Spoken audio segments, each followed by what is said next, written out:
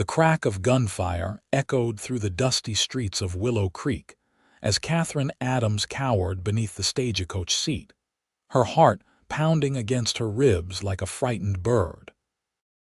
This wasn't the fresh start she had imagined when she'd answered the advertisement for a mail-order bride, not with bullets whizzing overhead, and the driver slumped motionless on his perch. Colorado Territory, 1875. Katherine had traveled nearly 2,000 miles from Boston with nothing but a single trunk of belongings and a letter promising security and respectability. Now, as the stagecoach rolled to a stop in the middle of what appeared to be a robbery gone wrong, she wondered if she'd made the gravest mistake of her 22 years. "Everyone out," a gruff voice commanded. "Hands where I can see 'em." Katherine's fingers trembled as she gathered her skirts. The other passengers, an elderly couple and a traveling salesman, moved with the resigned compliance of those who understood frontier justice. She followed their lead, stepping down into the scorching afternoon sun, dust immediately coating the hem of her best traveling dress. 3 men on horseback, bandanas pulled over their faces, held pistols trained on the small group. The leader, a burly man with cold eyes visible above his mask, dismounted and began rifling through the stagecoach's cargo hold. "Please," Katherine whispered, "I have nothing of value." The man turned, his gaze traveling from her dusty boots to her pinned-up auburn hair. "Them earrings look valuable enough." Katherine's hand instinctively went to her mother's pearl earrings, the last connection to a woman 6 years in her grave. They're just a shot cracked through the air, but not from the bandits. From somewhere behind the stage, a commanding voice called out, "I suggest you boys find business elsewhere." The robbers spun toward the newcomer, and Katherine caught her first glimpse of him, tall and broad-shouldered, with a Winchester rifle held steady in his hands. His face was shadowed beneath a wide-brimmed hat, but there was no mistaking the authority in his stance. "This ain't your concern, Nash," the leader spat. "3 armed men robbing innocent travelers on Willow Creek land makes it my concern, Decker." The man Nash stepped closer, his rifle unwavering. "You've got 30 seconds before I decide this territory needs 3 less outlaws." What followed was a tense standoff that seemed to stretch into eternity. Katherine held her breath, certain she was about to witness bloodshed. Instead, the leader made a gesture to his companions, and they slowly backed their horses away.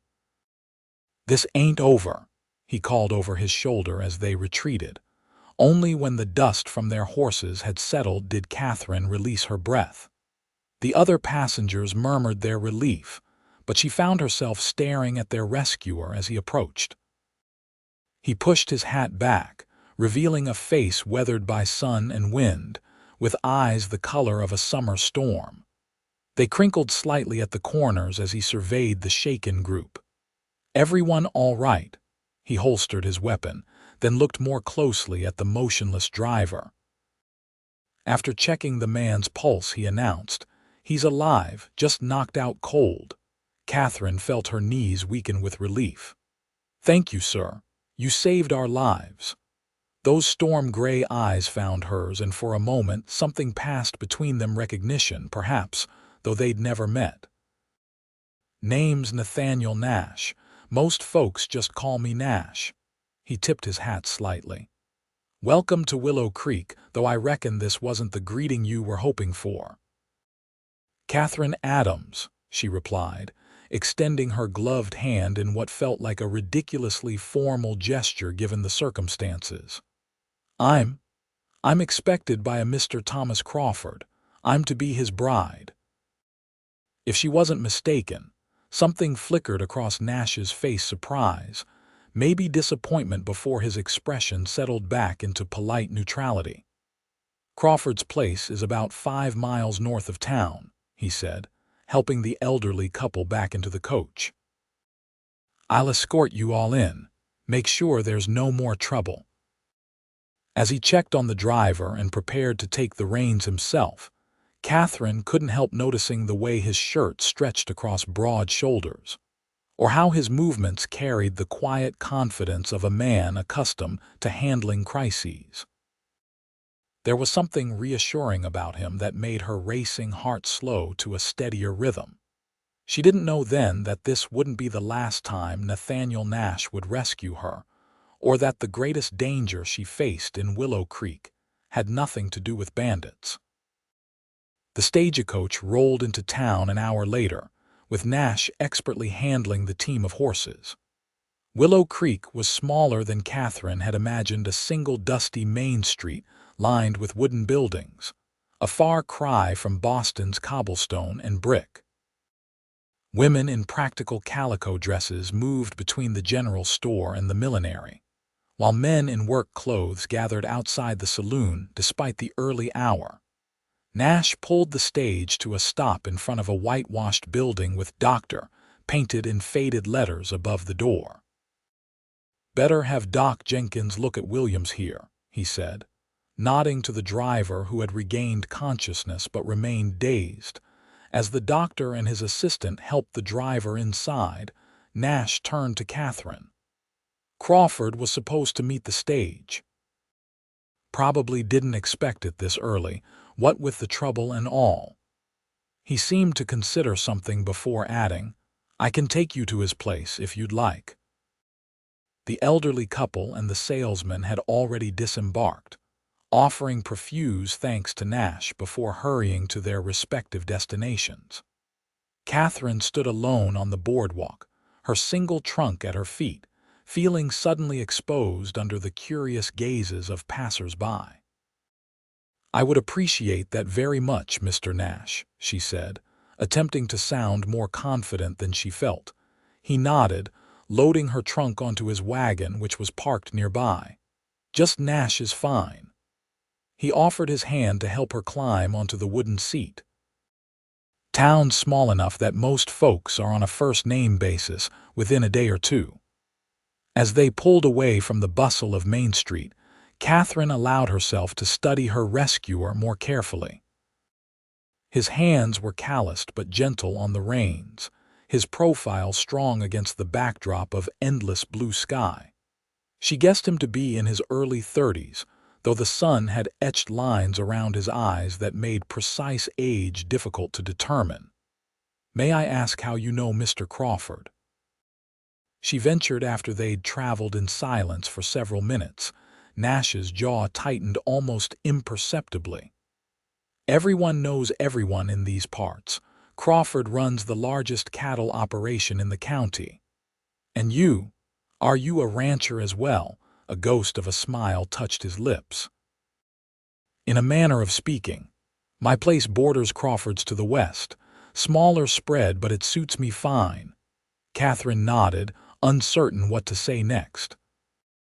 The letter she'd received from Thomas Crawford had been cordial but brief, a widower of 45 seeking a practical union with a woman of good character. He'd offered security, a comfortable home, and respectful treatment. For a woman with no family and dwindling resources, it had seemed the most sensible path forward. "If you don't mind my asking," Nash said, interrupting her thoughts, "what brings a lady like yourself to Willow Creek as a mail-order bride?" The directness of his question startled her, but there was no judgment in his tone, only genuine curiosity. "Circumstances," she answered, choosing her words carefully. "After my father's passing last year, I found myself with few options." She smoothed her skirts, not meeting his eyes. "Mr. Crawford's advertisement suggested a mutually beneficial arrangement." Nash's hands tightened on the reins. "Crawford's a successful man," he said flatly. "I suppose that's what matters." Something in his tone made Katherine glance at him sharply. "You don't approve of him?" "It's not my place to approve or disapprove." His gaze remained fixed on the road ahead. "Just seems to me that a woman like you might have had other choices back east." The implication stung more than it should have. "Not all of us have the luxury of choices, Mr. Nash, she replied, a defensive edge creeping into her voice. Some of us must make the best of what opportunities present themselves. They rode in uncomfortable silence after that, the only sounds the creak of the wagon wheels and the distant lowing of cattle. Katherine focused on the landscape, rolling hills dotted with scrub brush, snow-capped mountains rising majestically in the distance. It was beautiful in a wild, untamed way so different from Boston's manicured gardens and crowded streets.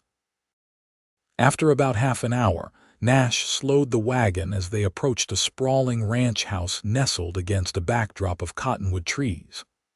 A large barn and several outbuildings stood nearby, and fenced pastures stretched as far as the eye could see.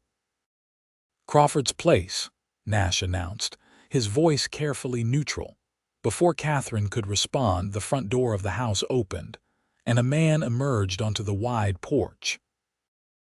Even from a distance, she could tell he was older than Nash, with graying hair and a substantial belly that strained against his waistcoat. He raised a hand in greeting as the wagon approached. "This is where I leave you," Nash said quietly. He helped her down from the wagon, his touch brief but steady. As he unloaded her trunk, he added in a low voice, "If you ever need anything at all, my place is just beyond that western ridge." Katherine found herself strangely reluctant to see him go. "Thank you again, Mr. Nash. I'm indebted to you." Something flashed in those storm-gray eyes. "No debt between neighbors. Good luck, Miss Adams." With that, he climbed back onto his wagon and with a final tip of his hat, turned the team around and headed back the way they'd come. Katherine watched him go, an unexpected sense of loss settling over her. "Miss Adams." Thomas Crawford's voice boomed as he descended the porch steps. "Welcome to my home. I see you've met Nash already." Katherine turned to face her future husband, forcing a smile to her lips. "Yes, there was some trouble with the stagecoach. Mr. Nash was kind enough to bring me here." Crawford's expression darkened slightly. "Trouble? What sort of trouble?" "Bandits," she explained, describing the attempted robbery. "If Mr. Nash hadn't intervened, I fear things might have ended quite differently." Crawford made a non-committal sound. "Well, you're safe now, that's what matters." He gestured toward the house. "Shall we go inside? You must be exhausted from your journey." As she followed him up the steps, Katherine couldn't help glancing back toward the western ridge where Nash had said his ranch lay. For reasons she couldn't quite articulate, knowing he was nearby brought her a strange comfort. Crawford's housekeeper, Mrs. Belmont, showed Katherine to a spacious bedroom on the second floor. The room was well appointed with heavy oak furniture and floral curtains that seemed at odds with the rugged landscape outside. After helping her unpack her meager belongings, the older woman left her to rest before supper. Alone for the first time since arriving in Willow Creek, Katherine sat on the edge of the bed and finally allowed her composure to slip. The day's events, the terrifying robbery, the rescue by the enigmatic Nash, and now the reality of her new life with a man she'd never met before today overwhelmed her. Tears slipped silently down her cheeks as she wondered if she'd made a terrible mistake. But what choice did she have? After her father's debts had been settled, there had been nothing left. No home, no dowry, no prospects. When her father's former business associate had suggested the matrimonial advertisement as a solution, it had seemed like divine providence. Now, as she washed the dust of travel from her face and changed into her second-best dress for dinner, Katherine resolved to make the best of her situation. Thomas Crawford might not inspire the romantic notions she'd secretly harbored as a girl, but he seemed respectable enough. He'd offered her security and a home. That would have to be sufficient. Dinner that evening was a stilted affair. Crawford spoke at length about his cattle business and his position as one of the founding members of Willow Creek. He asked few questions about Catherine's life in Boston, seeming more interested in establishing his own importance than in getting to know his future bride. "I've arranged for us to be married on Saturday," he announced as Mrs. Belmont served apple pie. "Pastor Williams has agreed to perform the ceremony at the church in town." Catherine nearly choked on her bite of pie. "This Saturday? But that's only 3 days away." Crawford raised his eyebrows. "Is that a problem? I assumed you'd want to establish your position here as quickly as possible." "No, I suppose not," she said, setting down her fork. "It's just rather sudden." "No sense delaying," he replied with a dismissive wave. "Besides, there's a social at the Wilsons' on Saturday evening. It would be a good opportunity to introduce you to everyone as Mrs. Crawford." Mrs. Crawford. The name felt foreign, a garment that didn't quite fit. But Catherine nodded her agreement, reminding herself that this was precisely what she'd agreed to in their correspondence. Later, as she prepared for bed, she found herself standing at the window, gazing out at the vast, star-studded sky. Somewhere beyond that western ridge, Nathaniel Nash was perhaps doing the same. The thought brought an unexpected warmth to her cheeks, which she quickly dismissed as foolishness. She was here to marry Thomas Crawford. Any notions about his neighbor were inappropriate and unwelcome. Yet when sleep finally claimed her, it was storm-gray eyes that followed her into her dreams. The next morning, Catherine rose early, determined to learn more about her new home. Crawford had already left to attend to business in town, leaving her in Mrs. Belmont's capable but somewhat austere care. "Mr. Crawford said to show you around the house and grounds," the housekeeper said over breakfast. "He wants you familiar with everything before the wedding." Catherine spent the morning touring the sprawling ranch house, which was larger and more luxurious than she'd anticipated. Crawford clearly took pride in his possessions, many of which had been shipped at great expense from back east. The library particularly impressed her with its leather-bound volumes and comfortable reading chairs positioned near large windows. After lunch, Mrs. Belmont suggested a walk around the immediate grounds. "The garden's not what it should be," she confided as they strolled among neglected flower beds. "Not since the first Mrs. Crawford passed. She had a way with plants." Catherine paused, realizing she knew almost nothing about her predecessor. "How long ago did she die?" "Going on 5 years now," Mrs. Belmont replied. "Consumption took her." A gentle soul Mrs. Elizabeth was. Before Catherine could ask more, the sound of approaching horses drew their attention. 3 riders were coming up the long drive, and even from a distance, she recognized the broad-shouldered silhouette of Nathaniel Nash. "What's he doing here?" Mrs. Belmont muttered, more to herself than to Catherine. As the riders drew closer, Catherine could see that Nash was accompanied by 2 other men, one Native American and one who appeared to be Mexican. They stopped their horses a respectful distance from where the women stood. "Afternoon, Mrs. Belmont," Nash called, removing his hat. His eyes found Catherine's and he nodded.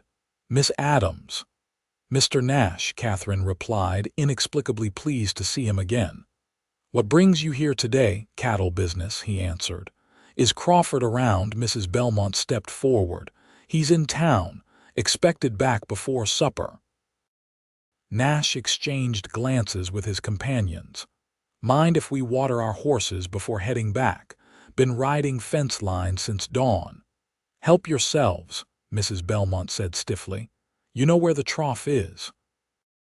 As the men led their mounts toward the water trough near the barn, Catherine found herself following, ignoring Mrs. Belmont's disapproving look. "I didn't properly thank you yesterday," she said as she approached Nash, "for the rescue and for bringing me here." He looked up from adjusting his horse's bridle, surprise evident in his expression. "No thanks necessary. Nevertheless, I'm grateful. She glanced at his companions, who were giving them curious looks. "Won't you introduce me to your friends?" Nash nodded. "Miss Adams, this is Manuel Reyes, my foreman." The Mexican man tipped his hat with a warm smile. "And this is John Running Deer, best tracker in the territory." The Native American man inclined his head respectfully. "Miss, a pleasure to meet you both," Katherine said sincerely.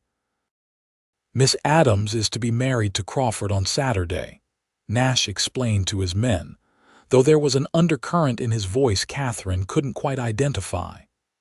"Congratulations," Manuel offered, though his eyes darted uncertainly between her and Nash. "Thank you," she replied, suddenly aware of how awkward the situation felt. "I should return to the house. Mrs. Belmont is showing me around the property." Nash nodded, his expression unreadable. "We won't keep you then." As she turned to go, he added, "Miss Adams." When she looked back, he said, "There's to be a social at the Wilsons' place on Saturday evening. Perhaps we'll see you there." "Yes," she confirmed.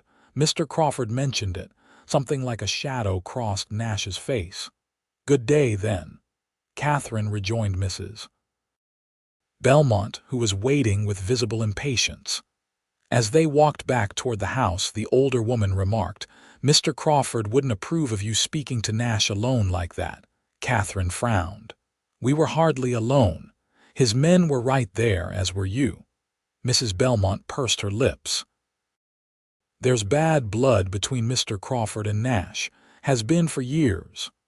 "What sort of bad blood?" Katherine asked, her curiosity piqued.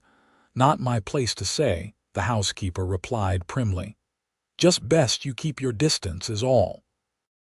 Katherine glanced back toward the barn, where Nash and his men were mounting their horses. "Mr. Nash seems honorable enough. He saved us from bandits yesterday." "Oh, he's honorable," Mrs. Belmont agreed unexpectedly. "Too honorable for his own good, some might say. But that doesn't make him and Mr. Crawford friends." Before Katherine could press for more information, they were interrupted by the arrival of Crawford himself, returning earlier than expected from town. He frowned deeply upon seeing Nash and his men riding away from his property. "What was he doing here?" he demanded as he dismounted. "Looking for you, sir," Mrs. Belmont answered. "Something about cattle business." Crawford's scowl deepened. "That man knows better than to come onto my land." He turned to Katherine, his expression softening slightly. "I hope he didn't bother you, my dear." "Not at all," she assured him. "He was perfectly courteous," Crawford snorted.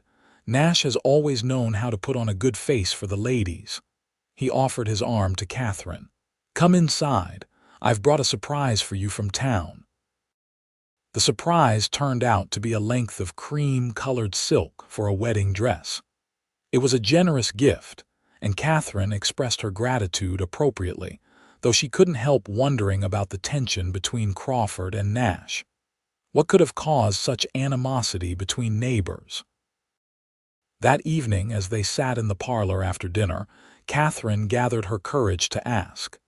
"Mrs. Belmont mentioned that you and Mr. Nash have some history." Crawford's face darkened. "Mrs. Belmont talks too much." He took a long sip of his brandy before continuing. "Nash and I have different views on how things should be done in this territory. He's soft on the Indians, for one thing, letting that Running Deer fellow work for him, even live on his property." "Is that so unusual?" Katherine asked. "It is when the rest of us have lost good men and cattle to Indian raids," Crawford replied sharply. "But that's just the start of it. Nash is always interfering in matters that don't concern him. Thinks he knows better than those of us who have built something in this valley." There was more to it than that, Katherine suspected, but Crawford clearly didn't wish to elaborate. The conversation turned to wedding plans, and she didn't press the issue further. Later, alone in her room, Katherine stood at the window once more, gazing toward the western ridge. Nash's ranch lay somewhere beyond, and she found herself wondering what kind of home he had built there. Was it as grand as Crawford's or something more modest? Did he live alone, or was there a Mrs. Nash? The thought brought an unexpected pang of what? Not jealousy, surely. She barely knew the man. Yet there was something about Nathaniel Nash that intrigued her in a way Thomas Crawford, for all his wealth and position, did not. Shaking her head at her own foolishness, Katherine turned away from the window. In 3 days, she would be Mrs. Thomas Crawford. Any idle thoughts about his neighbor were inappropriate and unworthy of her. Yet as she drifted off to sleep, it was Nash's storm-gray eyes and quiet strength that followed her into her dreams once more. The next 2 days passed in a flurry of wedding preparations. Crawford spared no expense, ordering flowers from Denver and hiring the town's best seamstress to fashion Katherine's wedding gown from the silk he'd provided. Katherine went through the motions dutifully, allowing herself to be measured and fitted, approving menu selections, and learning the names of the local dignitaries who would attend the ceremony. Through it all, she tried to feel anything for the man she was about to marry. Thomas Crawford wasn't unkind exactly, but neither was he particularly warm. He treated her more like a prize acquisition than a future wife, showing her off to business associates who visited the ranch and making plans for her role as hostess of future gatherings without consulting her preferences. "You'll need to update your wardrobe," he remarked on the eve of their wedding as they sat in the parlor after dinner. "What you've brought is fine for Boston, but a rancher's wife needs more practical attire. I've arranged credit for you at the mercantile in town." "That's very generous," Katherine replied automatically, though his constant reminders of her dependence on his largesse were beginning to grate. "I want my wife to reflect well on me," he said, as if that explained everything. "Speaking of which, there's something we should discuss before tomorrow." Katherine set aside her embroidery, giving him her full attention. "Yes," Crawford cleared his throat, suddenly looking uncomfortable. "I should make my expectations clear regarding children." Heat rushed to Katherine's cheeks. This was hardly a proper conversation between two people who weren't yet married, but she supposed frontier customs differed from those in Boston. "I'm not opposed to children," Crawford continued, oblivious to her discomfort, "but at my age, I don't particularly desire to start a new family. My son from my first marriage will inherit the ranch. I trust this arrangement is acceptable to you." Katherine blinked in surprise. "You have a son." "You never mentioned him in your letters." Crawford waved a dismissive hand. "James is away at school back east, has been for years. He'll be returning next month for the summer." "I see," Katherine said slowly, absorbing this new information. "How old is he?" 19. "Nearly a man now." Crawford refilled his brandy glass. "So, as I was saying, regarding children of our own—" "I understand your position," Katherine interrupted, not wanting to hear him elaborate further. The thought of sharing Crawford's bed was unsettling enough without this clinical discussion of potential offspring. He nodded, looking relieved. "Good. I believe we'll suit very well, Katherine. You have a practical nature that I admire." Practical. The word echoed in her mind as she excused herself to retire early. Was that all she was? A practical solution to Crawford's need for a presentable wife? Had she really traveled 2,000 miles for such a cold arrangement? But what alternative did she have? Return to Boston in disgrace, with no home and no prospects? No, she had made her decision. Tomorrow she would become Mrs. Thomas Crawford, and she would make the best of the security and position the marriage offered. Still, as she lay awake that night, the eve of her wedding, Katherine couldn't help wondering if there might have been another path, one where marriage brought not just security but also warmth, perhaps even love. The wedding day dawned clear and bright, the sky an endless expanse of Colorado blue. Mrs. Belmont and the seamstress helped Katherine dress in her cream silk gown, which was undeniably beautiful with its lace trim and modestly cut bodice. "You make a lovely bride," Mrs. Belmont said, a rare softness in her voice as she pinned the short veil to Katherine's upswept hair. "Thank you," Katherine replied, studying her reflection in the mirror. She looked pale but composed, her green eyes large in her heart-shaped face. Was this how her mother had looked on her wedding day? Had she felt this same mixture of resignation and trepidation? Crawford had arranged for a carriage to take them into town for the ceremony. As they traveled the now familiar road, Katherine tried to calm her racing heart by focusing on the beauty of the landscape. The mountains stood majestic in the distance, wildflowers dotted the prairie, and the air carried the sweet scent of summer. The church in Willow Creek was a simple white clapboard building with a modest steeple. Despite its small size, it seemed that most of the town had turned out for the wedding of one of its most prominent citizens. Katherine saw curious faces watching from the church steps as Crawford helped her from the carriage. "Ready, my dear?" he asked, offering his arm. She nodded, unable to trust her voice. This was it. In just moments she would be married to this man she barely knew. The ceremony itself passed in a blur. Pastor Williams, a kind-faced man with a sonorous voice, led them through the traditional vows. Katherine repeated the words mechanically, promising to love, honor, and obey Thomas Crawford until death parted them. When he placed the gold band on her finger, it felt heavy, binding in a way she hadn't anticipated, and then it was done. Pastor Williams pronounced them man and wife, and Crawford placed a perfunctory kiss on her lips, their first physical contact beyond a formal handshake or assistance into a carriage. "Mrs. Crawford," he said with satisfaction as they turned to face the assembled guests. The reception was held in the church hall, where tables had been set with white cloths and vases of wildflowers. A small band played in the corner as guests offered their congratulations and well wishes. Katherine smiled and thanked them, trying to commit names and faces to memory. It was during this receiving line that she first saw Nash. He stood near the back of the hall, watching the proceedings with an unreadable expression. Unlike most of the other men who wore their Sunday best, Nash was dressed simply in clean work clothes, as if he'd come straight from his ranch. Their eyes met across the crowded room, and something passed between them, a current of recognition, perhaps regret. Before Katherine could decipher it, Crawford's hand tightened on her waist, drawing her attention to the next well-wisher. The afternoon wore on, a whirl of cake and punch and polite conversation.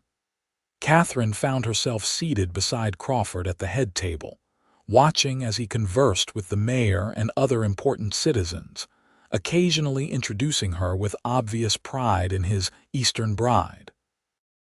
It was during a lull in these introductions that Nash approached their table. Crawford's expression immediately hardened. "Nash," he acknowledged coolly, "didn't expect to see you here."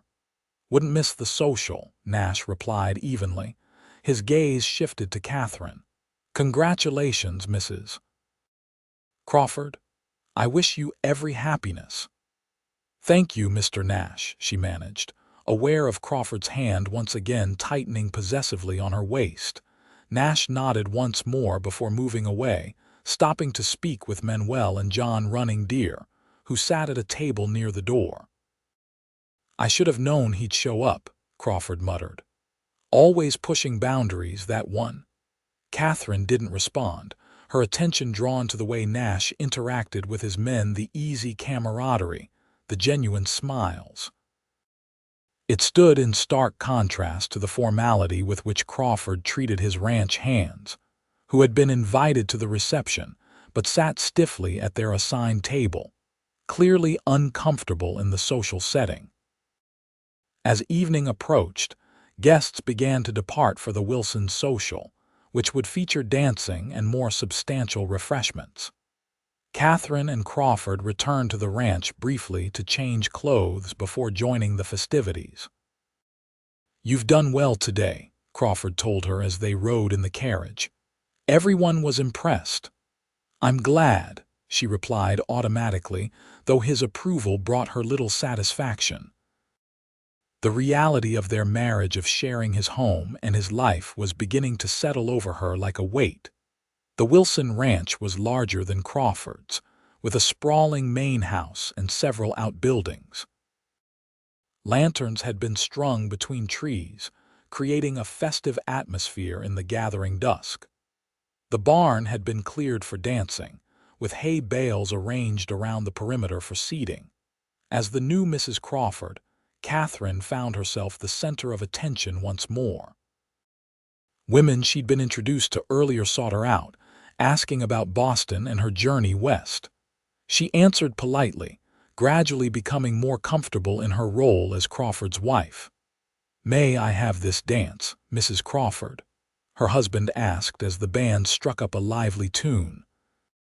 Katherine nodded, allowing him to lead her onto the makeshift dance floor.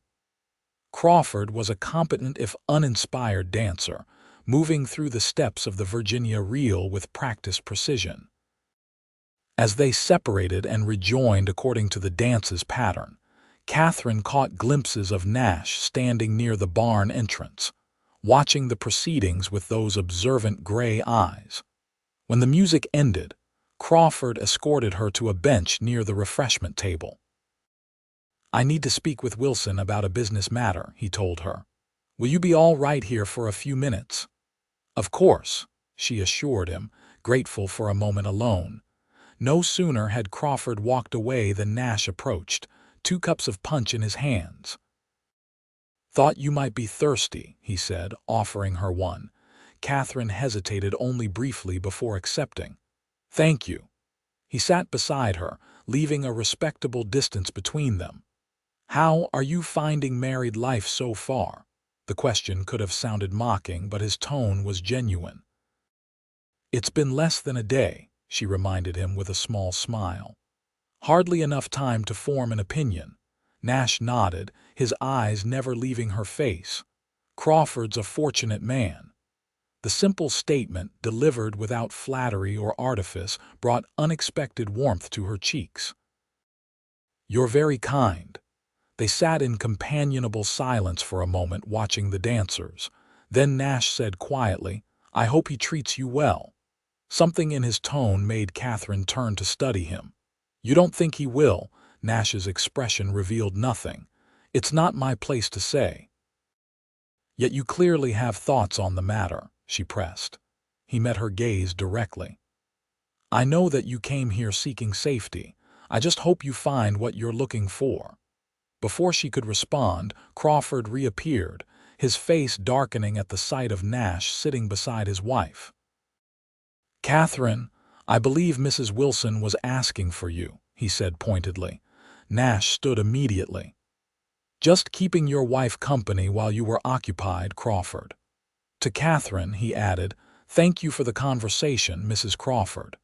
As he walked away, Crawford took his vacated seat. "I thought I made it clear that Nash isn't someone we associate with." "He was merely being polite," Katherine defended, surprised by the force of Crawford's animosity. "That man has never done anything without purpose," Crawford retorted. "Stay away from him, Katherine. I mean it." The vehemence in his voice startled her. This wasn't merely the annoyance of a man whose wife had been speaking to someone he disliked. This was deeper, more personal. "Thomas," she said, using his given name for perhaps the first time, "what exactly happened between you and Mr. Nash?" Crawford's jaw tightened. "That's none of your concern." "I believe it is if I'm to avoid him as you wish," she countered, summoning her courage. "How can I understand your feelings if I don't know their cause?" For a moment, she thought he might refuse to answer. Then he said curtly, "Nash believes I cheated him out of land that rightfully belonged to him. He's been trying to undermine me ever since." "And did you?" The question slipped out before she could stop it, Crawford's face flushed with anger. The land was legally purchased. If his grandfather failed to secure proper documentation, that's hardly my fault. He stood abruptly. This conversation is over. Come, they're starting another dance. As he led her back to the dance floor, Katherine couldn't help glancing around for Nash, but he seemed to have disappeared. The rest of the evening passed without incident, though Crawford remained in a sour mood, his earlier pride in his new wife apparently forgotten. It was late when they finally returned to the ranch. Katherine's stomach twisted with anxiety as they entered the house. Tonight would be her wedding night, the consummation of their marriage. Though she understood what was expected, the thought of Crawford's hands on her filled her with dread rather than anticipation. In their bedroom, his bedroom, now shared, he wasted little time on preliminaries. His kisses were perfunctory, his hands efficient rather than tender as they unbuttoned her dress. Katherine endured his attentions, reminding herself that this was her duty as a wife. When it was over, Crawford rolled away without a word, soon falling into a deep sleep that left Katherine staring at the ceiling, feeling hollow and alone. If this was marriage, she thought, it was a poor substitute for the dreams she'd once harbored of companionship and genuine affection. She turned on her side, facing away from her husband, and allowed a single tear to slip down her cheek. It was done. She was truly Mrs. Thomas Crawford now, bound to this man and this life for better or worse. As she finally drifted towards sleep, Katherine tried to convince herself that things would improve with time, that she would grow to care for Crawford and he for her, that this emptiness would eventually be filled. But somewhere in her heart, she knew it was a lie. The following weeks brought Katherine a gradual adjustment to her new role as Mrs. Crawford. She learned the rhythms of the ranch, took over management of the household from Mrs. Belmont, and began to know the people of Willow Creek during weekly trips to town. Crawford was not unkind, exactly. He provided generously for her material needs, and seemed pleased to show off his attractive young wife to business associates. But there was a coldness to him that never thawed, even in their most intimate moments. He treated her more as a possession than a partner, expecting her complete obedience while sharing little of his thoughts or feelings. Katherine tried to be a good wife. She kept the house immaculate, learned to cook Western dishes under Mrs. Belmont's grudging tutelage, and never complained about the loneliness that had become her constant companion. On the surface, she was the perfect Mrs. Crawford, poised, efficient, and unfailingly polite. But inside, a hollow ache grew with each passing day. She saw Nash occasionally in town, or at church on Sundays. They exchanged polite greetings, nothing more, though she sometimes caught him watching her with those perceptive gray eyes. Each brief encounter left her with a peculiar mixture of comfort and longing that she refused to examine too closely. It was during the hottest part of July, nearly a month after her wedding, that everything began to change. Crawford's son, James, arrived from his Eastern school, bringing with him an arrogance that surpassed even his father's. "So you're the mail-order bride," he said upon meeting Katherine, his eyes traveling over her in a way that made her skin crawl. "Father didn't mention how young you are." "James," Crawford said sharply, "show some respect." The young man smirked but offered a mocking bow. "My apologies, Mother." The title, delivered with such derision, made Katherine flinch. "Please call me Katherine." James was his father's son, in appearance tall and solidly built, with the same heavy features and calculating eyes. But where Crawford at least maintained a veneer of civility, James seemed to delight in testing boundaries and creating discomfort. His presence in the house disrupted the careful routine Katherine had established. He tracked mud across freshly cleaned floors, left his belongings scattered throughout common areas, and made demands of Mrs. Belmont that the housekeeper clearly resented, but dared not refuse. Crawford, to Catherine's dismay, seemed blind to his son's behavior. "He's just high-spirited," he said dismissively when she tentatively raised concerns. "You'll get used to him." But as the days passed, James's behavior toward Catherine grew increasingly inappropriate. He found reasons to brush against her in hallways, made suggestive comments when his father wasn't present, and once accidentally walked in on her while she was dressing. Catherine tried to avoid being alone with him, but in the confines of the ranch house, this proved difficult. Crawford was often away on business, leaving her to fend off his son's unwanted attentions. The situation came to a head one afternoon in early August. Catherine was in the library, dusting shelves, when James entered and closed the door behind him. "All alone again," he observed, leaning against the door.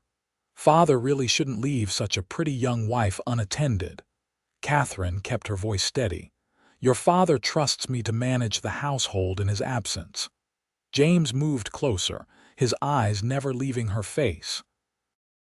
"What my father doesn't know won't hurt him. Please step aside," Catherine said firmly, gathering her dusting cloths. "I have work to do." Instead, James reached out and caught her wrist. "You can't fool me with your proper Boston manners." What kind of woman travels across the country to marry a man she's never met, if not one looking for adventure? Catherine tried to pull away, but his grip tightened painfully. "Let go of me, now."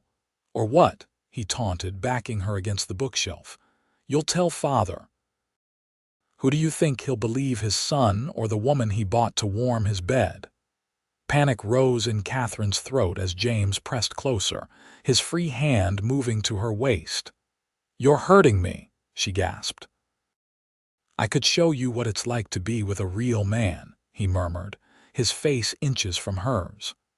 Not some old. The library door burst open and Mrs. Belmont stood in the doorway, her eyes widening at the scene before her. "Mr. James, your father is looking for you." James released Catherine immediately, stepping back with a casual shrug. "We were just getting acquainted," he said with a smirk before sauntering past the housekeeper and out of the room. Catherine sagged against the bookshelf, her heart pounding in her chest. "Are you all right, Mrs. Crawford?" Mrs. Belmont asked, genuine concern in her voice for perhaps the first time.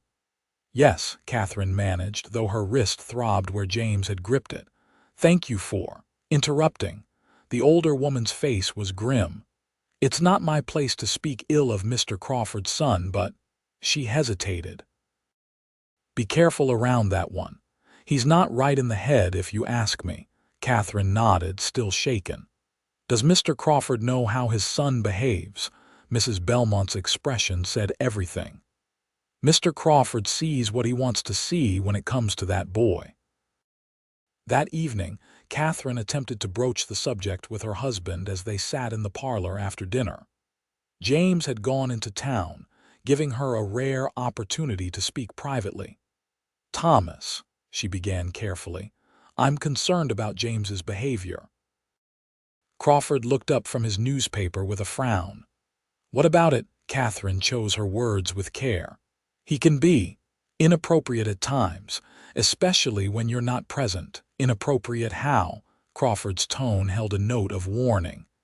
"He makes comments that are unsuitable. And today in the library he grabbed my wrist and wouldn't let go." She showed him the bruise that had formed, purple against her pale skin. Crawford's expression darkened, but not with the protective anger she'd hoped for. "What were you doing alone with him in the library?" Catherine stared at him in disbelief. "I was dusting the shelves. He came in and closed the door. And you expect me to believe he simply attacked you without provocation?" Crawford's voice had taken on a dangerous edge. "Perhaps you encouraged him in some way." "Encouraged him?" Catherine repeated, stunned. "How can you think that?" Crawford set aside his newspaper with deliberate calm. "James told me you've been flirting with him since he arrived. I chose to dismiss it as a young man's fancy, but now I wonder." Hot tears of anger and humiliation stung Catherine's eyes. "That's a lie. He's been making advances toward me since the day he arrived. Mrs. Belmont can confirm it. She interrupted him today." "Mrs. Belmont works for me, not you," Crawford said coldly. "She'll say whatever you tell her to. Why would I lie about this?" Katherine demanded, her voice rising despite her best efforts to remain composed. Crawford's face was like stone. "Perhaps you find marriage to an older man less exciting than you anticipated. Perhaps you thought my son might provide the entertainment you crave." The unfairness of the accusation took Catherine's breath away. "How dare you?" she whispered. "I have been nothing but faithful and dutiful as your wife. See that you remain so," Crawford replied, returning to his newspaper as if the matter were settled. "And stay away from James. I won't have discord in my house." Katherine sat frozen in her chair, unable to believe what had just transpired. Her husband had chosen to believe his son's lies over her truth. He had essentially accused her of attempting to seduce James, when the reality was exactly the opposite. In that moment, something broke inside her, the last fragile hope that her marriage might eventually grow into something resembling happiness. Crawford would never trust her, never truly see her.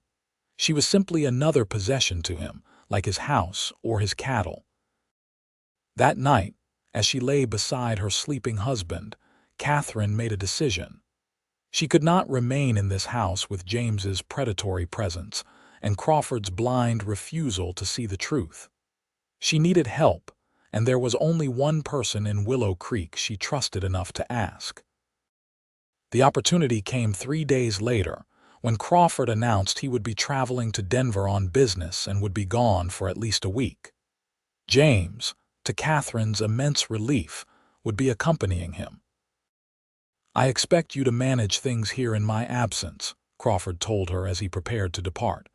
"Mrs. Belmont will assist you with anything you need." Katherine nodded dutifully, hiding the turmoil beneath her calm exterior. "Safe travels," she said, accepting his perfunctory kiss on her cheek. As the buggy carrying Crawford and James disappeared down the long drive, Katherine turned to Mrs. Belmont. "I need to go into town today," she announced. "Would you mind if I took the small wagon?" The housekeeper looked surprised. Katherine rarely went to town alone, but nodded. "Of course, Mrs. Crawford. Shall I send one of the hands to drive you?" "That won't be necessary," Katherine replied with a confidence she didn't entirely feel. "I can manage." An hour later, she was driving the wagon toward Willow Creek, her heart pounding with anxiety and determination. She had no plan beyond finding Nash and asking for his advice. What she would do after that, she couldn't say. The town was busy with its usual weekday activity: women shopping at the mercantile, men conducting business at the bank or saloon, children playing in the dusty street. Katherine tied the wagon outside the general store and stepped inside, hoping to learn where she might find Nash without drawing undue attention. Mr. Peterson, the storekeeper, greeted her warmly. "Mrs. Crawford, what a pleasant surprise. What can I help you with today?" Katherine managed a smile. "I need a few things for the house." She selected some items at random: coffee, sugar, a spool of thread, before casually asking, "I was also hoping to speak with Mr. Nash about some calves Mr. Crawford was interested in. Would you happen to know where I might find him?" If Peterson found the request odd, he didn't show it. "Nash usually takes lunch at Clara's Cafe around this time," he offered. "Just down the street." Katherine thanked him, paid for her purchases, and headed toward the small cafe at the end of the main street. Through the window, she could see Nash sitting alone at a corner table, a cup of coffee and half-eaten sandwich before him. Taking a deep breath, she pushed open the door. The bell above it jingled, causing several heads to turn in her direction, including Nash's. Surprise flickered across his face, followed by concern as he noted her presence alone in town. Katherine walked directly to his table, aware of the curious gazes following her. "Mr. Nash," she said, her voice steadier than she felt. "Might I have a word with you?" Nash stood immediately, pulling out a chair for her. "Of course, Mrs. Crawford." As she sat, Clara herself approached the table. "Can I get you anything, Mrs. Crawford?" "Just tea, please," Katherine replied, waiting until the woman had moved away before turning to Nash. "Thank you for seeing me." Nash studied her face, those perceptive eyes missing nothing. "What's wrong?" he asked quietly. The simple question, asked with genuine concern, nearly undid her composure. I need your help," she admitted, her voice barely above a whisper.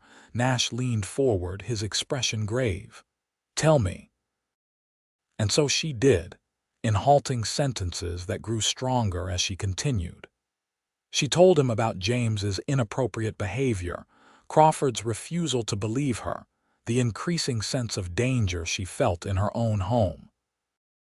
Throughout her account, Nash listened without interruption, his face growing increasingly troubled. "I don't know what to do," she concluded, fighting back tears. "Crawford and James are in Denver for the week, but when they return—" She trailed off, the implications clear.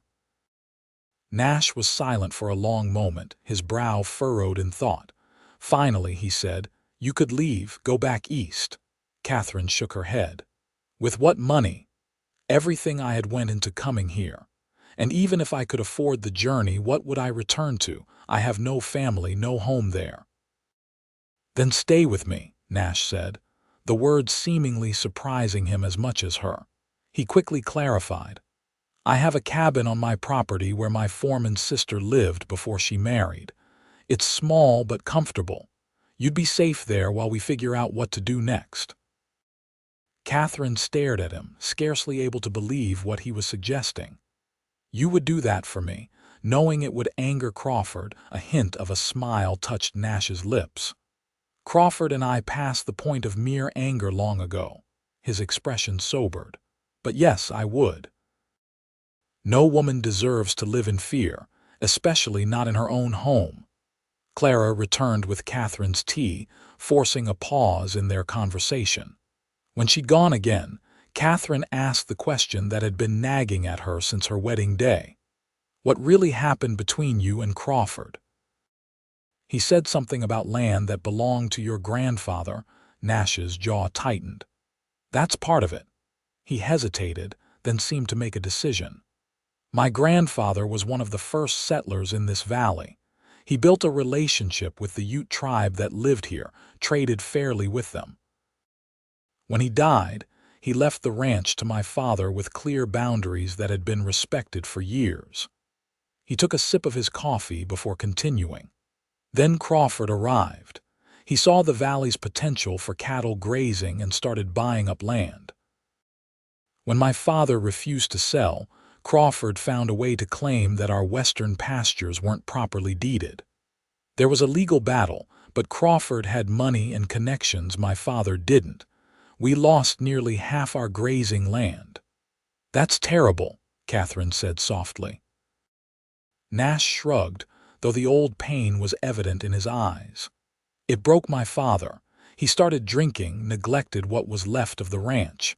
By the time he died 3 years later, we were nearly bankrupt." "But you rebuilt," Katherine observed. "Your ranch seems prosperous now." A genuine smile crossed Nash's face. "It took time, and a lot of help from Manuel and John. We run fewer cattle but better stock, breeding rather than just grazing." Katherine considered this history, understanding now the depth of the animosity between the two men. "And Crawford has never acknowledged what he did." "Crawford believes might makes right," Nash replied simply. "In his mind, he was just being a smart businessman. The fact that it destroyed my family means nothing to him." The bell above the door jingled again, and Katherine glanced up to see Mrs. Wilson, the banker's wife, entering the cafe. She would certainly report Catherine's tear with Nash back to Crawford upon his return. "People are watching," she murmured to Nash. "I should go." He nodded, understanding the delicacy of her position. "Meet me at sunset at the old lightning-struck oak near the creek that marks our property line," he said quietly. "Bring only what you can carry in a small bag. I'll take care of the rest." Katherine felt a rush of gratitude mixed with trepidation. "Thank you," she whispered, rising from her chair. In a louder voice, she added, "I appreciate your insights on cattle breeding, Mr. Nash. I'm sure my husband will find them valuable."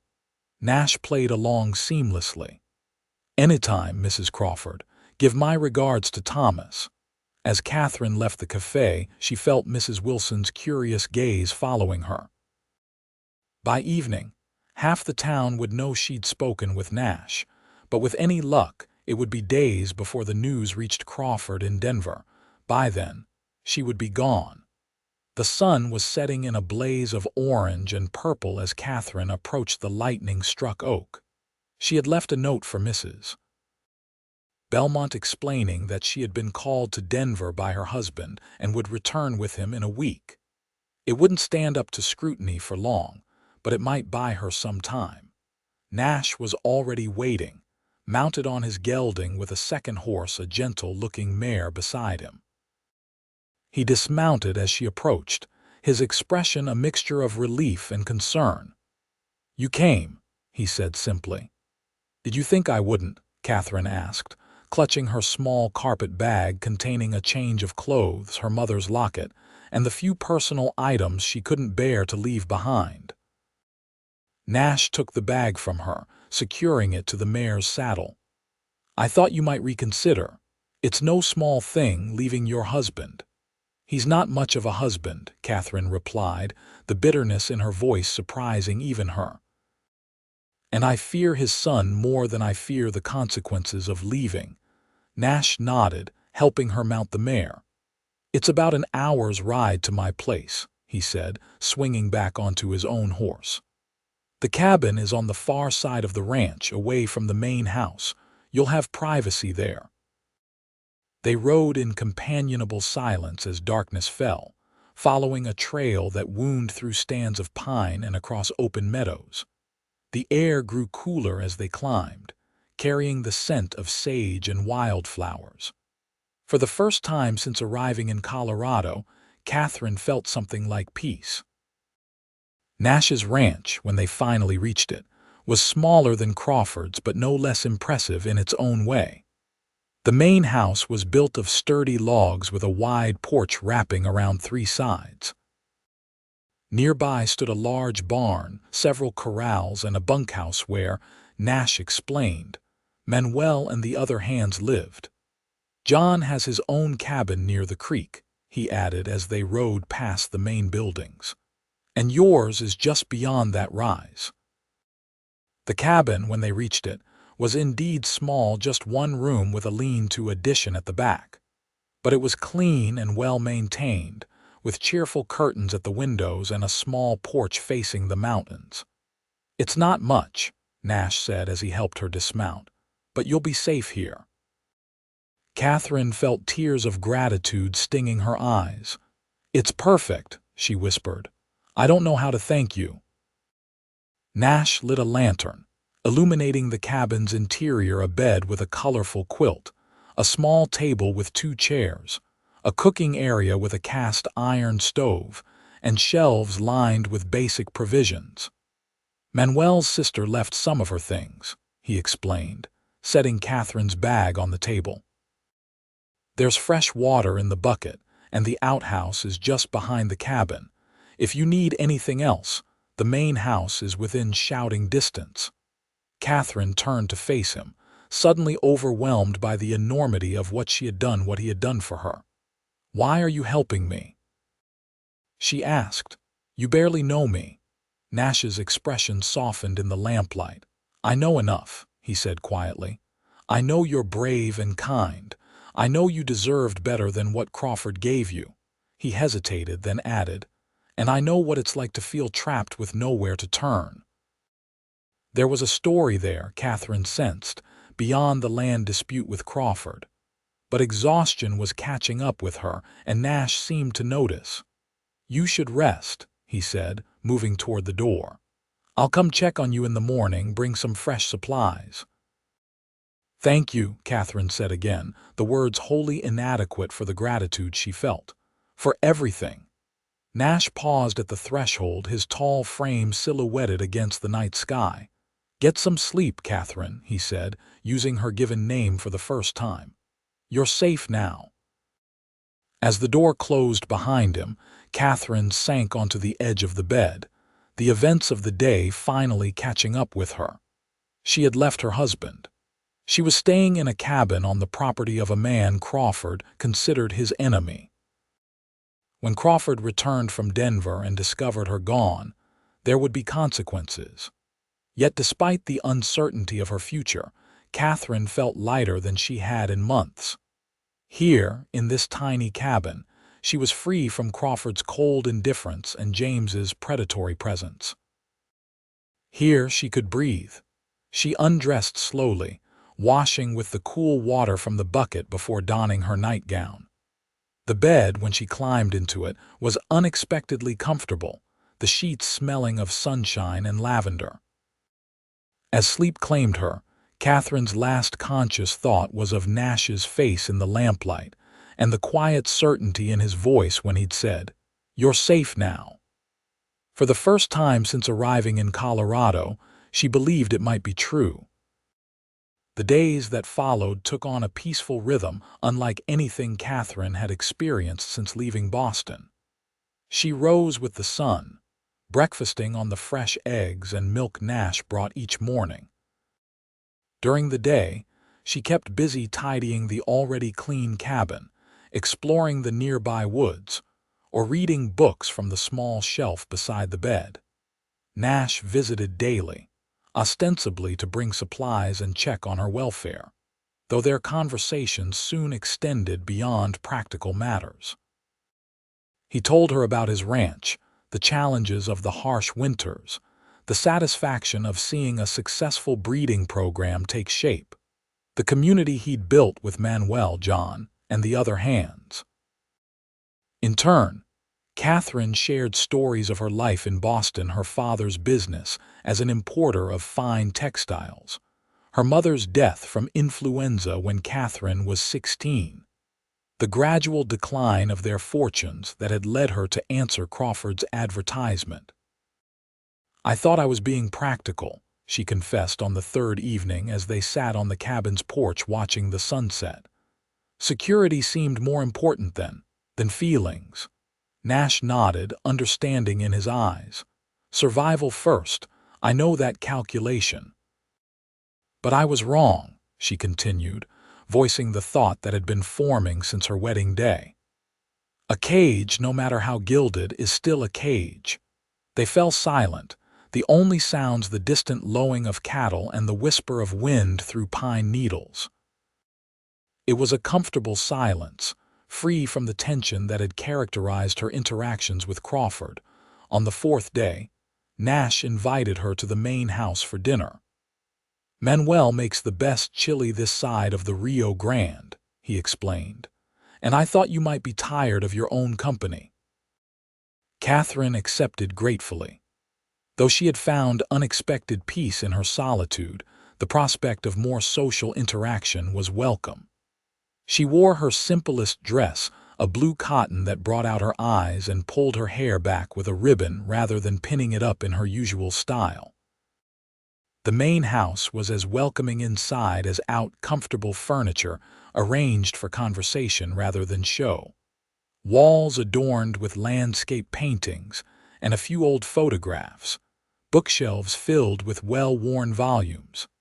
It was nothing like Crawford's formal, impersonal rooms. Manuel and John joined them for dinner, treating Katherine with a respect untinged by the deference Crawford's hands had shown her. They talked and laughed through the meal, sharing stories and opinions with an equality that would have been unthinkable at the Crawford ranch. "How did you all come to work together?" Katherine asked as they lingered over coffee and apple pie. The three men exchanged glances, and Nash nodded for John to begin. "I met Nash when we were both scouting for the Army," the Native American man explained. "Different sides initially." A small smile touched his lips. "We had a disagreement about territory. He nearly killed me," Nash interjected wryly. "Would have if he'd been so inclined." John shrugged. "I recognized a man worth more alive than dead." His expression grew more serious. "Later, when my people were forced onto reservations, Nash offered me work and a place to live where I wouldn't be treated like a child or a criminal." Manuel took up the story next. "I came north from Mexico looking for my sister. She had married an American and moved to Colorado, but I had lost track of her." He smiled at the memory. "I was working odd jobs in town when I got into a fight with some men who didn't like my accent. Nash stepped in, offered me work, and helped me find Maria." He gestured around them. "That was 10 years ago. I never left." Katherine looked at Nash with new appreciation. "You built a family," she observed. Nash seemed embarrassed by the characterization. "We built it together," he corrected, each bringing what the other needed. As the evening wound down, Katherine found herself reluctant to return to the solitude of her cabin, comfortable though it was. These men, Nash especially, had shown her more kindness and acceptance in a few days than Crawford had in a month of marriage. But return she did, with Nash escorting her through the moonlit woods. At her door he paused, his expression suddenly serious. "Crawford returns tomorrow," he said quietly. "Word in town is that he's cutting his trip short." Katherine's heart skipped a beat. "He knows I'm gone, then?" Nash nodded. "Likely. Mrs. Belmont probably telegraphed him when she realized your note was a ruse." He hesitated. "You should know there are legal implications to what you've done. A wife leaving her husband. The law generally favors the husband in such matters." "Are you saying he could force me to return?" Katherine asked, fear rising in her throat. "He could try," Nash replied, his voice hardening. "But I won't let that happen. Not if it's not what you want." The fierce protectiveness in his tone sent a warmth through Katherine that had nothing to do with the mild summer night. "Thank you," she whispered, "for everything." Nash's eyes held hers for a long moment, and she thought he might say more, might even reach for her hand. Instead, he simply nodded. "Lock your door tonight," he advised. "Just in case. I'll be nearby if you need anything." As she watched him walk back toward the main house, Katherine was struck by the contrast between the two men who had shaped her Colorado experience, Crawford with his cold possessiveness, and Nash with his quiet respect for her autonomy, even as he offered protection. For the first time, she allowed herself to acknowledge the feelings that had been growing since that first day on the stagecoach attraction. Certainly, but also a deeper connection that transcended physical appeal. Nash truly saw her in a way Crawford never had. But she was still legally Crawford's wife. Whatever her feelings for Nash, acting on them would only complicate an already precarious situation. With a sigh, Katherine entered the cabin and locked the door as Nash had advised. Tomorrow would bring its own challenges. For tonight, at least, she was safe and at peace. That peace was shattered shortly after dawn by the sound of approaching horses. Katherine, already awake and dressed, moved to the window to see Crawford himself riding toward her cabin, flanked by the sheriff and two of his ranch hands. Her heart pounding, she stepped onto the porch to meet them, determined to face what was coming with dignity. Crawford dismounted, his face dark with fury. "There you are," he spat. "Do you have any idea what you've put me through? The humiliation of having to cut short my business to retrieve my runaway wife." Katherine lifted her chin. "I left a note." "A lying note," Crawford snarled. "You weren't called to Denver. You were here all along, hiding with Nash of all people." "Not hiding," she corrected calmly, though her hands trembled at her sides. "Seeking safety." Crawford turned to the sheriff, a balding man with a nervous expression. "You see, Sheriff Morris, she admits she's been here. That's kidnapping, or at the very least, harboring a man's wife against his will." Sheriff Morris looked uncomfortable. "Now, Thomas, if the lady came willingly—" "She's my wife," Crawford interrupted. "Her place is with me, willingly or not." He fixed Katherine with a cold stare. "Get your things. You're coming home." "No." The word was quiet but firm. "I'm not going back, Thomas. Not after the way you dismissed my concerns about James. Not after the way you've treated me as a possession rather than a partner." Crawford's face darkened further. "You don't have a choice in the matter," he growled, starting up the steps toward her. "I believe she does." Nash's voice came from behind the cabin. He stepped into view, rifle in hand, with Manuel and John flanking him. "Morning, Sheriff," he added with a nod to the lawman. "Beautiful day, isn't it?" Sheriff Morris looked even more uncomfortable. "Nash, don't make this harder than it needs to be. The lady's married. Law says she belongs with her husband." "The lady has a name and a voice," Katherine interjected, finding courage in Nash's steady presence. "And I'm telling you I left of my own free will because I feared for my safety."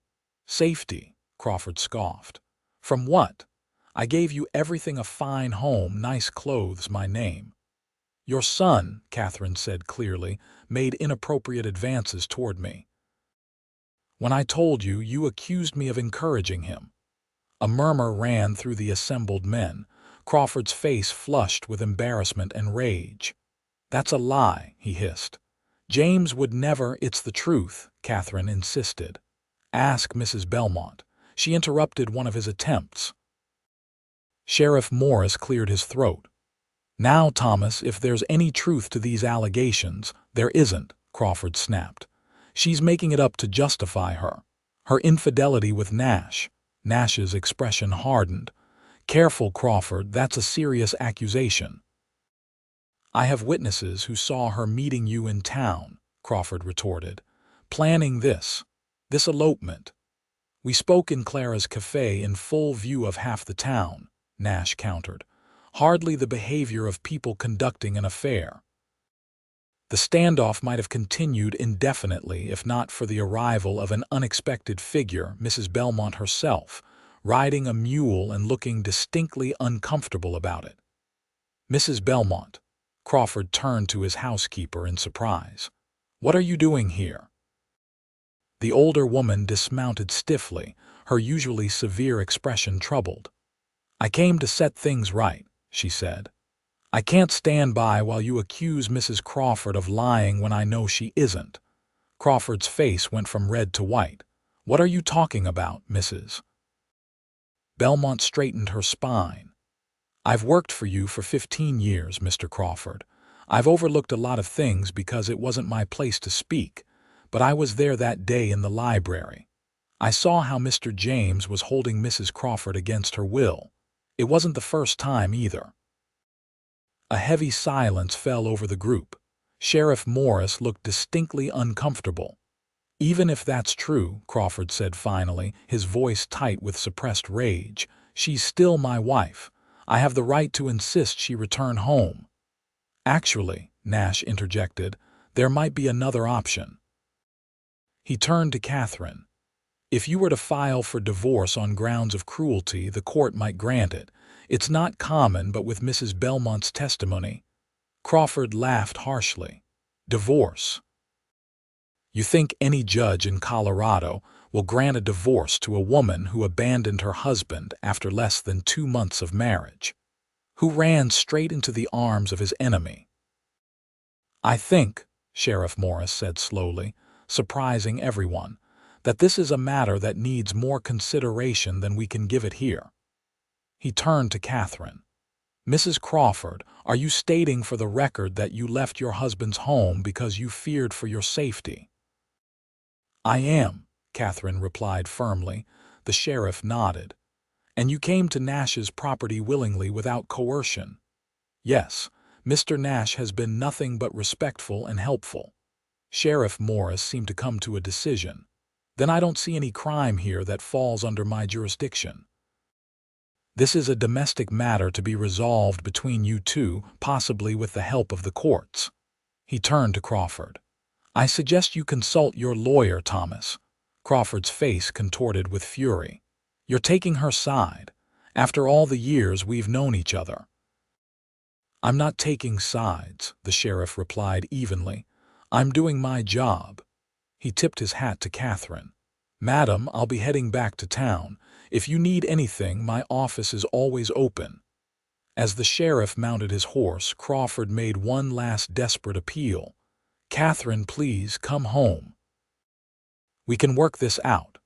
For a moment, Katherine almost wavered. The path she was choosing would not be an easy one. Divorce was scandalous and, even if granted, would leave her in a precarious position, no longer a respectable married woman, yet not truly free in society's eyes.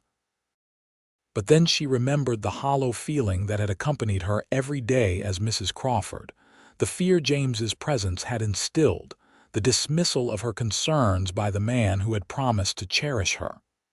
No, Thomas, she said gently but firmly. I won't be returning.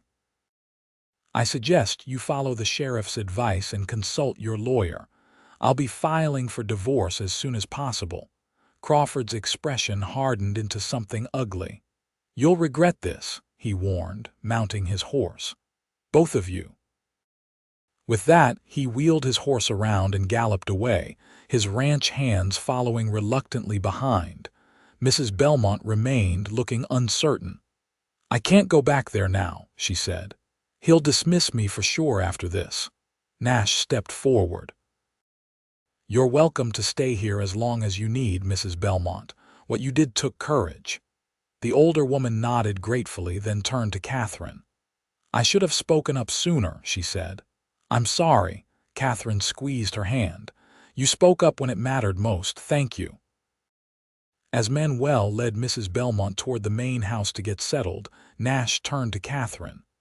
Are you all right? She took a deep breath, feeling a weight lift from her shoulders. Yes, she said, surprised to find it was true. For the first time in a long time, I think I am. Nash's smile was like the breaking of dawn after a long night. Good. That's good. They stood together on the porch, watching as the dust from Crawford's departure settled on the trail. Katherine knew the battle was far from over. Crawford would not surrender easily, and the road to divorce would be difficult and painful. But in this moment, with Nash beside her and the promise of a new day ahead, Katherine felt something she hadn't expected to find in the wild Colorado territory. Hope. The weeks that followed were a strange mixture of peace and tension.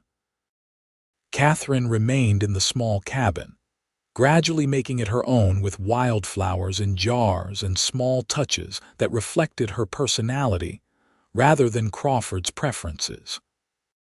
Nash arranged for her to meet with a lawyer in the nearby larger town of Glenwood Springs, a progressive woman named Harriet Blackstone, who had established a reputation for handling difficult divorce cases. It won't be easy, Harriet warned during their first meeting. The burden of proof is on you to demonstrate cruelty or abandonment. Crawford is well respected in the community, and many will take his side simply because he's a man of means. I understand, Katherine replied, but I have Mrs. Belmont's testimony about James's behavior and Mr. Nash witnessed Thomas's reaction when I tried to tell him about it. Harriet nodded, making notes in her leather-bound journal. That helps, but be prepared. Crawford will likely make counter-accusations. Infidelity is the most common. Katherine felt her cheeks warm. There has been no impropriety between Mr. Nash and myself. The lawyer's shrewd eyes assessed her. But there are feelings there, she observed. On both sides, I suspect. Katherine couldn't deny it. In the weeks she'd spent at Nash's ranch, their connection had only deepened. They talked for hours each evening about books, ideas, dreams. He showed her his breeding records, taught her to ride properly, shared the vision he had for the future of his ranch. She, in turn, helped with correspondence, offered suggestions for improving the comfort of the main house, and even began teaching John's two young children to read. It was the most equal, respectful relationship she'd ever experienced with a man. And yes, there were feelings, powerful ones, that made her heart race when he smiled at her or their hands accidentally touched, but they had been scrupulously proper. Nash never entered her cabin without invitation and always left well before dark. They were never alone together in the main house. Both understood that even the appearance of impropriety could jeopardize her divorce case. "Feelings aren't actions," Katherine told Harriet firmly. "Mr. Nash has been a perfect gentleman." The lawyer smiled slightly. "Good. Keep it that way until the divorce is final. Crawford will have people watching, hoping to catch you in a compromising position." She was right. Katherine often noticed unfamiliar riders near the boundaries of Nash's property, and on her infrequent trips into town, she was aware of being observed and discussed. Some townspeople were openly hostile, having heard Crawford's version of events that his young wife had been seduced away by his longtime enemy. Others, particularly the women, were more sympathetic, especially after Mrs. Belmont began quietly sharing the truth about James's behavior. Crawford himself made good on his threat to fight the divorce. He filed counter-petitions claiming Katherine had abandoned her marital duties without cause and insinuating that she and Nash had been involved before she left the Crawford ranch. The legal battle dragged on through the fall, with depositions, affidavits, and hearings that required Katherine to relive painful moments and defend her character against increasingly vicious accusations. Through it all, Nash remained her steadfast supporter, never wavering in his belief that she deserved freedom and happiness. He accompanied her to every hearing, bearing Crawford's glares and the community's whispers with dignified silence. It was during the return journey from one such hearing, as the first snow of winter dusted the mountain passes, that Nash finally spoke of his feelings. "I want you to know," he said as their horses picked their way carefully along the trail, "that whatever happens with the divorce, you have a home with us for as long as you want it." Katherine glanced at him, touched by the offer. "Thank you. I've never felt more at home anywhere." Nash nodded, his eyes on the trail ahead. "I've been thinking about expanding the main house," he continued, his tone deliberately casual. "Adding a proper library, maybe a music room. John's children are getting older, they should have exposure to books and culture." Katherine smiled, understanding what he wasn't saying. "That sounds wonderful. I could help with the planning if you'd like." "I'd like that very much." Nash finally met her gaze, his eyes reflecting feelings too deep for casual conversation. "I'd like a lot of things, Katherine. But I won't speak of them until you're truly free." The simple statement, with all it implied for their future, brought tears to her eyes. "I understand," she whispered, "and I feel the same." They rode the rest of the way in companionable silence, both aware that a threshold had been crossed, even if they couldn't yet step fully across it. Winter settled over the Colorado mountains with a fierce intensity, blanketing the ranch in snow and ice. The legal proceedings slowed as travel became difficult, giving Katherine a respite from the constant scrutiny and stress. She used the time to establish herself more firmly in the rhythms of ranch life. She took over the household accounts, discovering a natural aptitude for figures that Nash appreciated. She organized the chaotic library in the main house, cataloging books and suggesting new acquisitions that might benefit John's children in their studies. In the evenings, The entire household would gather in the main room. Nash, Manuel, John and his family, Mrs. Belmont, who had become a permanent addition to the staff, and occasionally other ranch hands. They would share meals, tell stories, play simple games, or simply enjoy the warmth of the fire and each other's company. It was during one such evening, with Christmas approaching, that a visitor arrived unexpectedly through the swirling snow. The knock at the door startled everyone. Few travelers braved the mountain passes during winter storms. Nash opened the door to find James Crawford standing on the porch, his face gaunt and his clothes disheveled. "I need to speak with Katherine," he said without preamble, his voice hoarse with cold or emotion. Nash's expression hardened. "That's not happening." Katherine, hearing James's voice, moved to stand beside Nash. "It's all right," she said quietly. "Let's hear what he has to say." Reluctantly, Nash stepped aside, though he remained close as James entered the warm room. The young man looked terrible, thinner than Katherine remembered, with dark circles under his eyes and an uncharacteristic slump to his shoulders. "What do you want, James?" she asked, keeping her voice neutral despite the fear his presence instilled. James ran a hand through his unkempt hair. "I came to apologize," he said, the words clearly difficult for him. "For my behavior toward you, it was inexcusable." Katherine stared at him in disbelief. This was the last thing she had expected. "Why now?" she asked cautiously. James's gaze dropped to the floor. "Father is dying," he said bluntly. "Pneumonia. The doctor says he likely won't last the week." The news hit Katherine like a physical blow. Despite everything, she had never wished Crawford actual harm. "I'm sorry to hear that," she said sincerely. James nodded, accepting her sympathy. "Before he got too weak to speak, he made me promise to make things right. He finally believed what Mrs. Belmont told him about my behavior." A bitter smile twisted his lips. "It took him being on his deathbed to admit I wasn't the perfect son he imagined." Katherine glanced at Nash, whose expression had softened slightly at the news of Crawford's condition. "Does this change your father's position on the divorce?" she asked James. "Yes. He's instructed his lawyer to withdraw all objections." James reached into his coat, producing a folded document. "This is a formal retraction of his counter-petitions, signed before witnesses." Katherine took the paper with trembling hands. "Thank you," she said quietly. James straightened his shoulders. "I should go. Father's asking for you," he added, looking directly at Nash. "I don't know why, but he wants to speak with you before he goes." Nash exchanged a glance with Katherine. "I'll come," he said after a moment. "Katherine." She hesitated, uncertain whether she wanted to see Crawford again, even on his deathbed. But something, perhaps the memory of the hope she'd felt when first answering his advertisement, made her nod.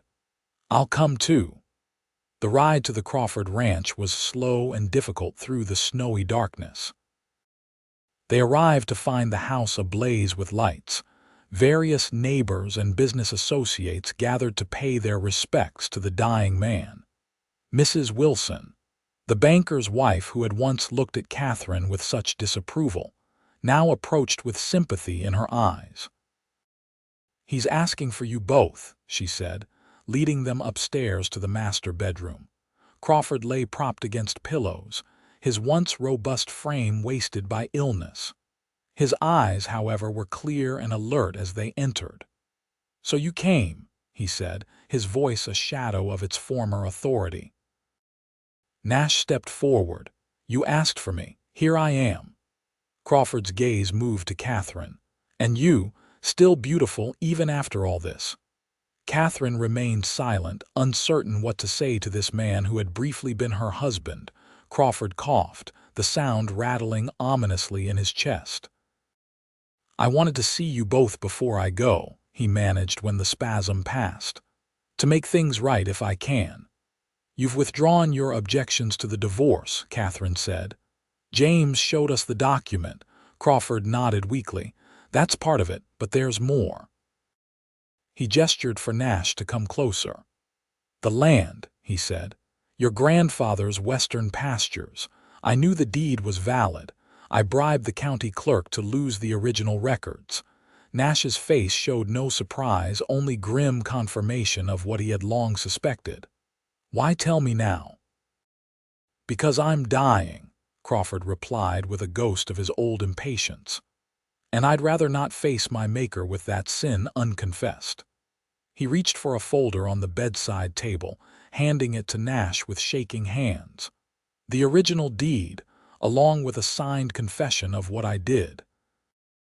It's all there. The land is yours again, legally and rightfully. Nash took the folder, his expression unreadable. Thank you, he said simply. Crawford turned his attention to Katherine. I was a poor husband to you, he admitted. I saw you as a possession, not a person. For that I ask your forgiveness. Katherine felt unexpected tears stinging her eyes. I forgive you, Thomas, she said softly, meaning it. A measure of peace seemed to settle over Crawford's features. Good, that's good. He closed his eyes briefly, gathering strength. There's one more thing. My will. I've changed it. James, who had been standing silently by the door, stepped forward in alarm. Father, Crawford waved him to silence. The ranch goes to you, James, as always, but I've set aside a portion of my liquid assets, a substantial portion, as a trust for Katherine. Independent of the divorce settlement. Katherine stared at him in shock. I don't understand. Consider it restitution, Crawford said, for the brief happiness I promised but failed to provide. He looked between her and Nash, a knowing expression in his feverish eyes. Use it to build something better than I managed to create.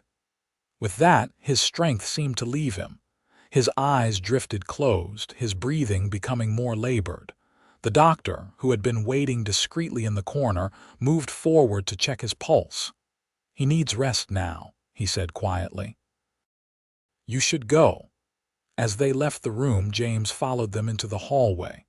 I didn't know about the trust, he said, his expression troubled, or the land deed. Nash studied the younger man. What will you do now? He asked. James shrugged, a gesture that made him look suddenly very young. Try to be better, I suppose, run the ranch, make amends where I can. He looked directly at Katherine. Starting with you, I am truly sorry for my behavior. Katherine nodded, accepting his apology if not entirely trusting his reformation. I hope you find peace, James. Outside, as Nash helped her onto her horse for the journey back to his ranch, Katherine found herself unexpectedly moved by the night's events. He tried to make things right, she said softly. At the end, Nash mounted his own horse, the folder with the precious deed secured inside his coat. Some things can be made right, he agreed. Others leave scars that never fully heal. They rode in thoughtful silence for a time, the only sounds the soft crunch of snow beneath their horses' hooves and the occasional call of a night bird. What will you do with the land?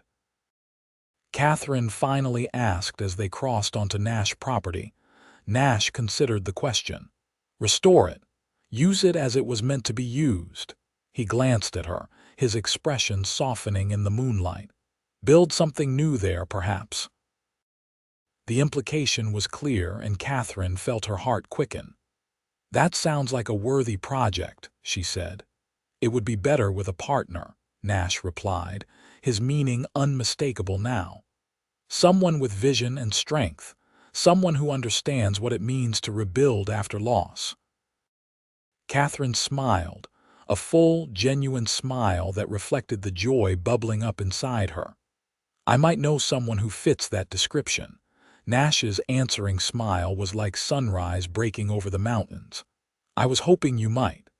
Thomas Crawford died peacefully in his sleep 3 days later. The funeral was well attended, with most of Willow Creek turning out to pay respects to one of its founding citizens. Katherine stood quietly at the back of the church, acknowledging the curious glances with dignified composure. Nash stood beside her, a solid presence that anchored her through the difficult day. They had not spoken further about the future, both understanding that propriety demanded they wait until the divorce was final and a suitable period of mourning had passed. But in the weeks that followed, as winter gradually loosened its grip on the mountains, their shared vision for the future took shape in small, meaningful ways. They rode together to the western pastures, now legally Nash's once more, and discussed where a new house might stand. Katherine sketched plans for gardens that would thrive in the Colorado climate, while Nash consulted with a builder about modern conveniences that could be incorporated. In early April, as the first wildflowers began to dot the meadows, Katherine received official notification that her divorce had been granted. The document arrived by post, its legal language stark and impersonal for something that represented such profound change in her life. She was no longer Mrs. Thomas Crawford.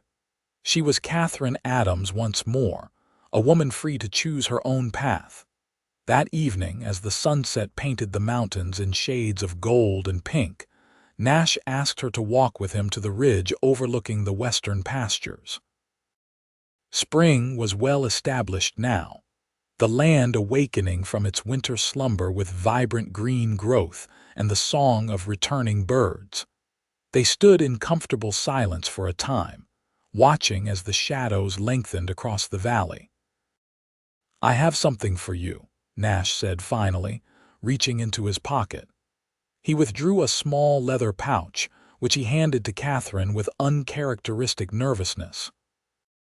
Inside, she found a ring, not an ostentatious diamond like the one Crawford had given her, but a simple gold band set with a small, perfect pearl. "It was my mother's," Nash explained as Katherine looked up at him with wide eyes. "My father gave it to her when they homesteaded here. It represents building something from nothing, creating a life together." He took a deep breath. "I'm asking if you'll build that life with me, Katherine, as my wife, my partner in everything." Katherine felt tears of joy welling in her eyes. "Yes," she whispered, her voice catching. "Yes, Nathaniel, I will." He slipped the ring onto her finger where it sat perfectly, as if made for her. Then, finally, after months of careful restraint, he drew her into his arms and kissed her, a kiss full of promise and passion, and the certainty of shared tomorrows. As they walked back to the ranch hand in hand, Katherine reflected on the journey that had brought her to this moment. She had come to Colorado seeking safety, answering an advertisement from a man who offered security but not love. Instead, she had found Nathaniel Nash, a man who had given her both, healing wounds she hadn't even recognized she carried.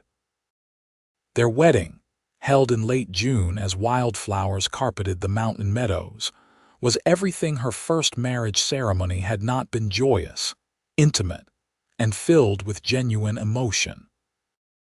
They exchanged vows under a canopy of blue sky, surrounded by the family they had chosen. Manuel and his sister's family, John and his children, Mrs. Belmont, and a few close friends from town. Katherine wore a simple dress of cream silk, newly made, with no connection to her past, and carried a bouquet of wildflowers gathered that morning. Nash wore a new suit, his usually unruly hair tamed for the occasion, his eyes never leaving her face as Pastor Williams led them through vows they had written themselves. "I take you as my partner in all things," Nash promised, his voice steady and sure. "To build with you, to grow with you, to face whatever comes with you by my side." "I choose you freely and with my whole heart," Katherine responded, the words flowing from a place of absolute certainty. "To share joy and sorrow, triumph and struggle, all the days of our lives." The celebration afterward was more festive than formal tables set up in the shade of cottonwood trees. Mexican dishes, prepared by Manuel's family, served alongside American classics. Music and dancing that continued well into the night. As darkness fell and lanterns were lit, Nash led his bride away from the festivities toward the ridge where he had proposed. There, in the silvery moonlight, he showed her the foundation stones of what would become their new home, a house designed to blend the best of East and West, tradition and innovation, just as their marriage would. "Our beginning," he said, drawing her close. Katherine leaned into his embrace, feeling the solid strength of him against her, the promise of a future unfolding before them like the vast Colorado sky. "Our beginning," she agreed, tilting her face up for his kiss. 5 years later, Katherine stood on the porch of that house, now a warmly elegant home filled with books, music, and laughter, watching as Nash taught their 3-year-old daughter, Elizabeth, to ride her first pony. The little girl, with her mother's auburn hair and her father's storm-gray eyes, sat fearlessly on the gentle animal, her delighted giggles carrying across the sunlit yard. Beside Katherine, cradled in her arms, their 6-month-old son, Michael, observed the scene with solemn interest. He was quieter than his sister, more thoughtful, but with the same strong spirit that characterized both his parents. The western pastures that had once been the source of such bitter conflict between Nash and Crawford now supported a thriving breeding operation, producing some of the finest horses in Colorado. The Nash Ranch had become known not just for its quality stock, but for its progressive practices, fair treatment of workers, cooperation with Native American tribes, and innovative methods that respected the land. Katherine herself had established a small school on the property, initially for John's children, but eventually expanding to include the children of other ranch workers, and even some from neighboring properties. Her trust from Crawford, combined with Nash's restored land, had given them the resources to build something truly remarkable, a community based on mutual respect and shared purpose. As she watched her husband and daughter, Katherine reflected on the journey that had brought her to this moment of perfect contentment. She had come to Colorado as a mail-order bride, hoping merely for safety and security. What she had found instead was healing for wounds she hadn't even recognized she carried. Nash looked up, catching her eye across the yard. His smile, still capable of making her heart skip a beat after all these years, held the same love and appreciation it had from the beginning, the recognition of a soul that complemented his own. He said something to Elizabeth, then lifted her from the pony and set her on her feet. The little girl immediately ran toward the house, her face alight with excitement. "Mama," she called, "did you see? I was riding all by myself." Katherine descended the porch steps to meet her daughter, shifting Michael to one arm so she could embrace Elizabeth with the other. "I saw, darling. You were very brave." Nash joined them, one hand coming to rest naturally on Katherine's waist while the other gently stroked his son's downy head. "Just like her mother," he said, his voice warm with pride and love. Katherine leaned into his touch, the simple contact still a source of joy after 5 years of marriage. "I think she gets her fearlessness from both of us." They stood together in the golden afternoon light, the family they had created, the love they had built, the wounds they had healed together. Around them, the ranch thrived, a testament to what could grow from difficult beginnings when nurtured with care and respect. Katherine had once believed that practical concerns outweighed matters of the heart, that security was more important than love. Nash had shown her that the truest security came from being fully seen and accepted, from building a partnership based on mutual respect and genuine affection. As they walked back to the house together, their children between them, Katherine sent a silent prayer of gratitude to whatever fate had brought her to this wild, beautiful place, and to the cowboy who had given her not just safety, but the kind of love that truly heals.